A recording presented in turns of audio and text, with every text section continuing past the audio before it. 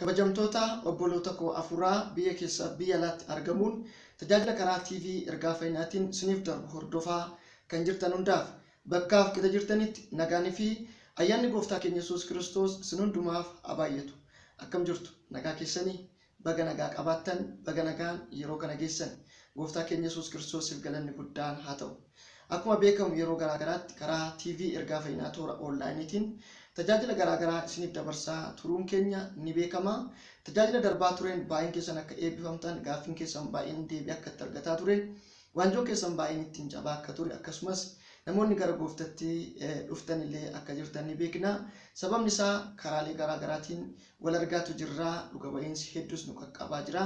Namoonni kallattiidhaan kadhannee fi barnoota itti aanutti ceesisne illee jira. Kanaaf galanni guddaan Waaqayyoof haa ta'u. Egaa mul'anni TV ergaa fayyinaa yeroo yerootti ergaalee garaagaraa toora kanaan dabarsuudhaan namoota gara yaada fi akeeka Waaqayyootti butuudha. Tajaajilli nuti kenninus tajaajila kallattii tokko qofa irratti xiyyeeffatee miti. Bu'uurri tajaajila keenya dubbii sagalee Waaqayyoo fi Kiristoos yoo ta'e illee kallattiiwwan garaagaraatiin akkasumas namoota garaagaraatti fayyadamuudhaan tajaajila bal'aa yeroo yerootti isiniin geenya. Tajaajilli kun bifa kana caala fooyyee qabuun fooyya'ee akka isin biraa ga'uufis dhimminee hojjetaatu jirra. Yeroo xiqqoon booddee wantoota hedduu toora kanaan isiniif darbee argachuu ni dandeessu. Gooftaaf galanni haa ta'u. Hanga ammaatti tajaajilli keenya kan darbaa jiru karaa FB'tiin akkasumas karaa YouTube TV ergaa fayyinaa jedhuuni. Yeroo dhiyoo keessa immoo Telegram irratti tajaajila jalqabneerra. Telegram irratti kallattiidhumaan tajaajila asiin darbus achirratti share gochuun kana malees kallattiidhaan oodiyoodhaan gallee kadhachuudhaan namoonni garaagaraas hirmaatanii tajaajiluudhaan kanarra kan darbes bifa barreeffamaatiin guyyaa guyyaadhaan ergaa yeroo gadhiisatu jirra. Namoota gaaffii garaagaraa qabaniif illee toora sanaan walitti qabneeti kan nuti kadhataa jirru. Egaa TV ergaa fayyinaa Telegram irratti argachuu warri feetan bilbila armaan dura yookaan oodiyoo darbe keessatti isiniif kennine yookaan immoo YouTube irra galtanii koomentii jalatti akkasumas toora kanarratti meseejii keessa galtanii barreessuudhaan bilbila keessa yoo nuuf ergitan achirratti aada isin goona. Achirratti oodiyoon hin baay'atu. Sagaleewwan garaagaraa hin baay'atu. Torbeetti si'a tokko guyyaa jimaataa qofa miseensonni galanii ameen jedhu. Sanarraan kan hafe bifa qindaa'aa ta'een tajaajiltoota qofaadha tajaajila kan isaan dabarsanii. Waaqayyoodhaan toora sanarratti illee ni kadhanna. Tokko tokko namoota hundaaf kadhannee xumuruu bira ga'uu waan hin dandeenyeef toora sanaan ni kadhannaa. Waaqayyo namoota baay'ee gargaaratu jira. TV ergaa fayyinaa toora Telegram irratti nu wajjin hirmaachuu warri barbaaddan lakkoofsa bilbilaa keessan keessodhaan nuuf ergaan isin jedha. Waaqayyo hojiirra jira. Ammallee itti fufeen hojjeta. Gooftaaf galanni haa ta'u. Har'a mata duree tokko irratti wal gorsuu wal jajjabeessuu fi kallattii walitti agarsiisuufiin gara kanatti dhufee ga'een amantoonni jijjiirama biyyaa keessatti taphachuu qaban maali mata duree jedhu irratti waan tokko tokko waliin ilaalla. Sana dura garuu sagalee Waaqayyoo keessaa Maatiyos boqonnaa 5 lakkoofsa 13 kaasee isa jiruun isiniif dubbisa. Yesuus itti fufee isin soogiddaa lafaati. Soogiddi garuu mi'aa yoo of keessaa dhabee maaliin deebi'ee mi'eeffamaree gadi baafamee gatamee namni irra ejjatee balleessa malee. Homaa tokkoof waa'ee hin baasu. Isin ifa biyya lafaati. Mandarri tulluu gubbaatti ijaaramte dhokachuu hin danda'u. Homtinuu ibsaa qabsiisee gooboo jala kaa'uu hin danda'u. Baattuu ibsaa irra kaa'a malee. Ibsichis mana keessa kan jiran hundumaaf hin ibsa. Namoonni hojii keessan isa gaarii arganii abbaa keessan isa waaqarraa ulfina akka kennaniif ifni keessan akkuma kanatti namoota duratti haa ifu jedha. Gooftaaf galanni haa ta'u. Yaa Waaqayyo abbaa keenyaa tolaaf gaarummaa keef galanni siif haa ta'u. Yeroo miidhagaaf haala mijataa kana waan nu uumteef maqaan kee ulfaatu. Kallattii kanaan dubbiin amma dubbachuuf jiru ati nuuf eebbisi. Ayyaanni kee nu wajjiniin haa ta'u maqaa Yesuusiin ameen. Gooftaaf galanni haa ta'u. Kutaa kanarratti wanta gurguddaa lama argina. Tokko ifa biyya lafaa kan jedhu inni lammaffaan immoo soogidda. Sagaleen Waaqayyoo soogiddaa fi ifattiidha kan nu fakkeessu. Soogidda isin soogiddaa biyya lafaa jedhu. Ergaan kun ergaa bal'aadha. Guyyaa gara biraatti deebinee waliin ilaalu ni dandeenya. Isin soogidda biyya lafaati yommuu nuun jedhu biyya lafaatiif mi'eessituu akka taane warra wanta dhangaggaa'aa mi'aa hin qabne gara mi'aatti jijjiirru akka taane kan hubachiisudha. Kanaaf ati nuti warri biyya lafarra jiru biyya lafaatiif soogidda ta'uudhaaf. Soogiddi immoo expire date hin qabu mitiire Wantoonni baay'een expire date qabu irratti barreeffameetu wajjin gurgurama. Soogiddi garuu expire date hin qabu. Barri irraan hin darbu jechuudha. Akkuma kana aniif isin soogiddaa biyya lafaa yoo ta'an barri nurraan hin darbu. Faashiniin tokko dhufee yoo deemu nuti faashinii wajjin hin jijjiiramnu. Kiristaanummaan keenya jireenyi keenya dhaabbataadha jechuudha. Soogiddi bara kamiyyuu tajaajilaa ture, bara kanas tajaajilaa jira, bar'utus hin tajaajila. Bara kamiyyuu soogiddi tajaajila dhaabee hin gatamu, barris irraa hin darbu, faayidaadhaan alas hin ta'u. Akkuma kana jireenyi keenya bara baraan soogidda ta'ee jireenya namoota baay'ee mi'eessuu kan barri irraa hin darbine gaafa tokko dhufee tokko darbu wajjin kan sochoonu otoo hin taane haala keessatti update of goonee kallattiidhumaan namootaaf mi'aawoo ta'anii jireenya mi'aawaa namatti tolu jiraannee akka darbinu akkasumas ifa biyya lafaatti gaafa jiru namoota fakkeenyummaa gaarii akka taanu jireenya fakkeenyummaa gaarii qabu jiraannee dukkana biyya lafaa akka ibsinudha. Ifti jiraannaan dukkanni jira, ifti immoo dukkanaafidha kan inni uumame. Aniif isin biyya lafaa ibsuudhaaf biyya lafaa gara mootummaa waaqayyootti waamuudhaaf fakkeenya gaarii ta'uudhaaf waamamne. Kanaaf fakkeenyummaa nuuf kenname soogidda ta'uu kanaaf ifa ta'uu kana bareechinee qabachuu qabna. Namoonni hojii keessan isa gaarii arganii waaqayyo ulfina akka kennaniif yeroo hundumaa ifti keessan kan ife haa ta'u jedha. Egaa biyya lafaa keessa yommuu deddeebinu namoota amanan, namoota hin amanne, namoota gosaa fi kallattii garaagaraa irra jiran wajjin bobbaana oolla waan ta'eef akka ijoollee waaqayyootti akkaataa deddeebii keenya irratti akkaataa bahuu galuu keenya irratti of eeggannoo qabaachuu qabna. Warreen dhiibbaa hamminaatiin booji'amnu otoo hin taane warreen dhiibbaa hamminaa chaalenji goonee namoota gara yaada waaqayyootti waamnu wanta qajeelinaa hojjechuudhaan dhiibbaa namoota irratti uumnu ta'uu qabna malee hamaa fi yaada jal'inaatiif warra of kennan ta'uu hin qabnu. Kanaafidha sagalee waaqayyoo kan nuun jedhu kutaa kan akkuma isin jedhe yeroo gara biraa itti deebi'ee bal'inaan waliin ilaalla. Gahee amantoonni jijjiirama biyyaa keessatti taphachuu qaban waliin ilaalla. Amantoonni guddina jijjiirama biyyaa keessatti gahee qabu, qooda qabu. Amantoonni waldaa kiristaanaa keessatti Yesuus Kiristoos gooftaadha jechuu qofaan bara isaanii fixuu qabu. Egaa ilaalcha garaagaraatu jira.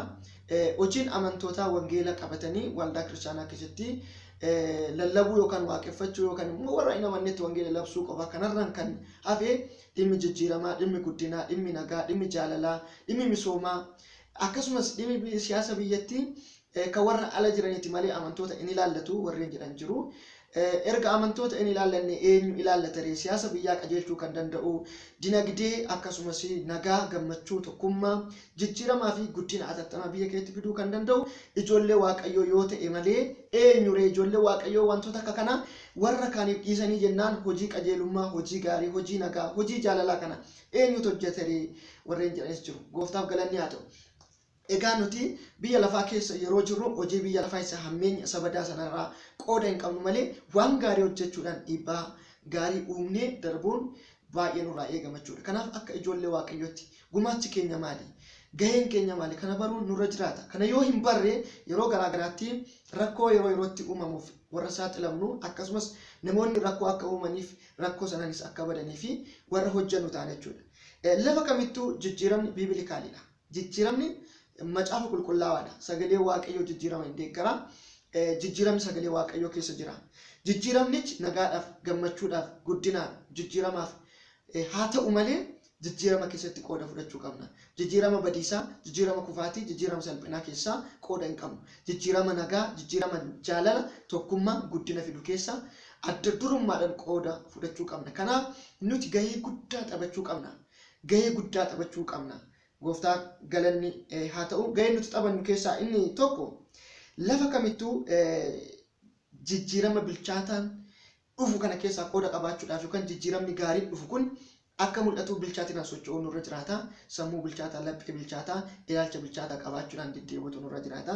Kana gochuudhaaf yeroo hundumaa nagaan, tokkummaan, jaalalli, guddinni, jijjiiramni waarawaa akka jiraatu yeroo hundumaa dhimminee kadhachuu qabna. Akkasumas dhimma kana bukkee dhaabbachuuf deeggaruu nurra jiraata. Keessumattuu ijoollee waaqayyoo kadhachuudhaan beekamu. Kiristaanonni amantoonni kadhachuudhaan wanti hamaan akka dhaabatu, wanti gaariin akka ta'uuf, nagaan, tokkummaan, jaalalli, guddinni, jijjiiramni akka uumamu inni uumames immoo itti fufiinsa akka qabaatuuf dhimminee kadhachuu qabna. Nuti Qooda afaan Kiristoos taanee biyya lafaa irra teenyerra Kiristoos immoo nagaadha nuti nagaa labsuudhaaf lafti nagaa akka qabaatu mandarri nuti jiraannu nagaa akka qabaatuuf dhimminee Waaqayyoon kadhachuu qabna.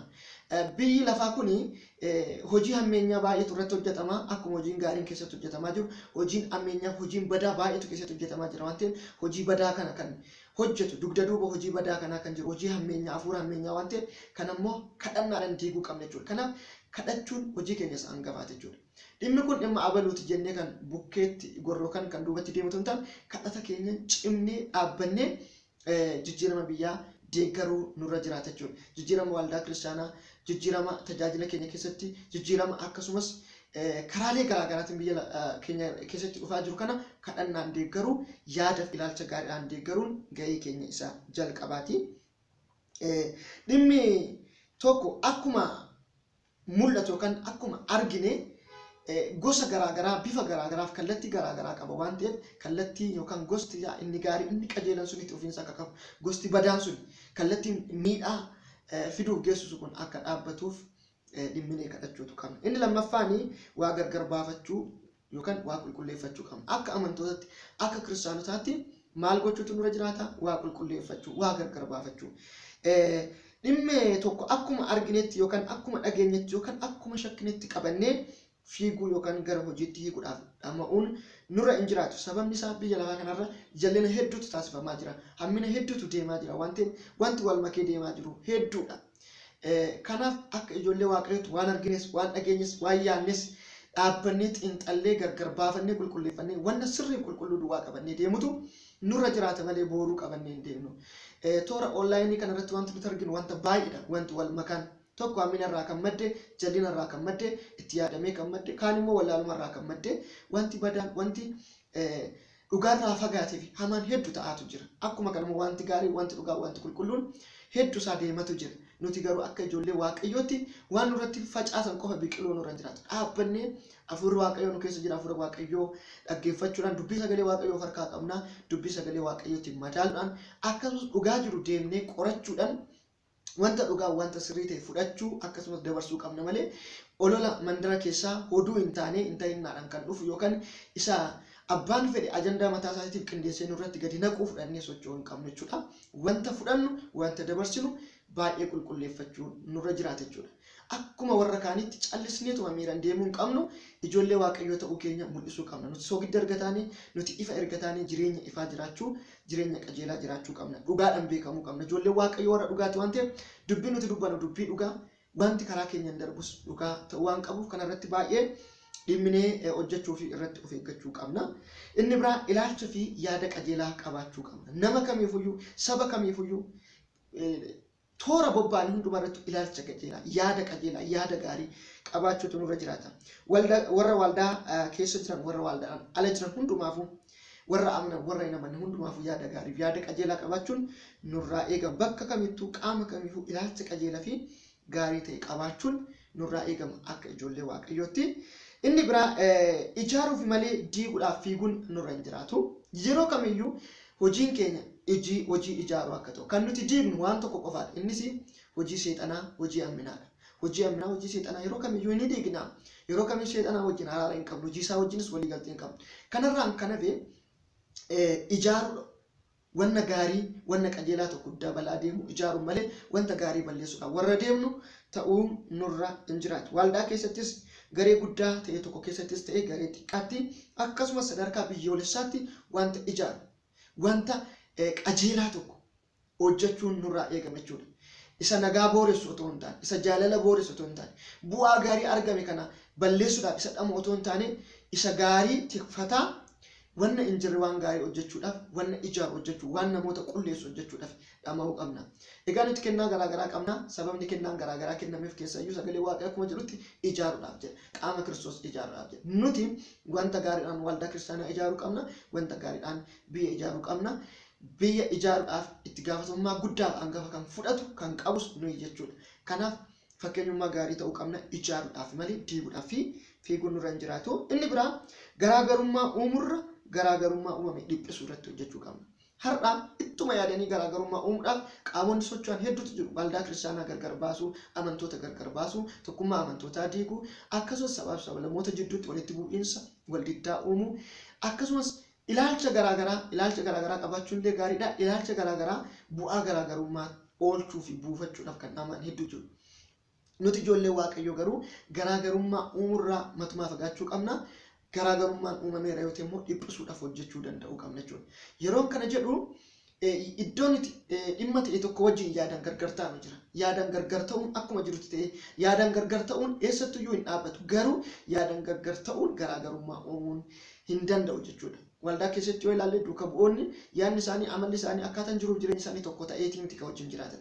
Amala garaagaraa qabu, kan ariifatu jira, kan suuta jedhu jira, kan beekumsa gahaa qabu, beekumsaan kan bilchaate jira, dheedhii jira. Namoota gosaa fi amalaa fi bifa garaagaraa qabantu turan garuu wal danda'anii yaada tokko irratti hundaa'anii Kiristoos irratti hundaa'aniitu mootummaa Waaqayyoo bal'isaa turan. Nutis waldaa kiristaanaa keessattis ta'e biyya keessa jiru keessatti garaagarummaa keenya simannee wanta nu ijaaru irratti hojjechuutu nurraa eegama jechuudha. Dhimmi kun dhimma baay'ee kan ilaallatudha. Dhimma amantaallee of keessatti kan qabatudha. Fakkeenyaaf garaagarummaan amantaa akkuma jirutti otoo jiru garaagarummaa amantaa jidduu gargar ba'iinsi immoo gargar ba'iinsi lola wal ceephaa'uudhaan wal diiguudhaaf nu saaxilu immoo uumamuu hin qabachuudha. Garaagarummaa jaalalaan ogummaadhaan qabachuutu nurraa eegama jechuudha. Wangeela akka lallabnu waamameera ta'us wangeela kan lallabnu jaalalaan malee wal dorgommii fi lolaanii miti. Yeroo tokko tokko namoonni tokko tokko wangeela lallaba jechuudhaan aadaa wangeelaa kan hin eegganne yookaan immoo naamusa wangeelaa kan hin eegganne adeemsa labsii wangeelaa yeroo isaan go'an argina jechuudha. Wangeela lallabuudhaan waamamne waa'ee labsii wangeelaa yeroo biraas dubbadheera. Kana booddees nan dubbadha. Garuu wangeela lallabuudhaan waamamne akkaataan labsii wangeelaa keenyaa garuu akkaataa lola jibba walirratti ka'uu wal ceephaa'uu of keessatti hin qabanne jaalalaan sagalee Waaqayyoo dhugaa jaalalaan jira waan ta'eef dhugaa jaalalaan kaayyoon kan keenya namoota gara mootummaa Waaqayyootti waamuu namuu lubbuu fayyisuu erga ta'e lubbuu fayyisuudhaaf jaalalaaf akkasumas koomitimentii guddaadhaan kan hojjechuu qabnu wal xuxuqqeedhaan anatu caalalaan otoo hin taane wal busheessuudhaan otoo hin taane bifa naamusaa fi jaalala qabuun hojii Waaqayyoollee hojjechuu qabna. Yeroo ammaa kana keessatti qaamonni garaagaraa socho'aniitu jiru jechuudha. Akkuma kanaan dura argaa turre dhimma amantii keessa dhimmoonni garaagaraa harka isaanii galfatanii amantaaf amantaa namaaf nama wal keessa walitti buusaa amantaa isa tokko amantaa isa biraa wajjin warreen ammoo gaaddisa amantaa yookaan waldaa tokko jalatti qabaman ilaalcha garaagaraatiin akka wal caccabsanii iddoo kanatti hiramaniif hojiin guddaan hojjetamaa ture. Har'as hojiin akka kanaan dhabaman nuti garuu akka ijoollee Waaqayyootti nama hundumaan waan hundumaan nuyi tokko jennee yoo fudhachuu baanne garaagarummaa yaadaa ilaalcha amantii garuu badiisaaf kufaatiin miidhamaaf fayyadamuu hin qabne jechuudha. Garaagarummaa keenya gaarummaatti qabannee iddoo itti ilaalchanii fi amantiidhaan gargar baane sana akkuma jirutti qabannee kabajaan jaalalaan dhugaa suutaan walitti himuu danda'uu qabna jechuudha. Wal ceephaa'uudhaan wal kassasuudhaan wal busheessuudhaan wal baasuu gad wal buusuudhaan otoo hin taane naamusa amantii eeggannee dhugaa walitti himuutu barbaachisaadha. Wantoonni mul'ataa jiran hedduu waan jiraniif kana dubbadha. Gooftaa keenyaaf galanni haa ta'u.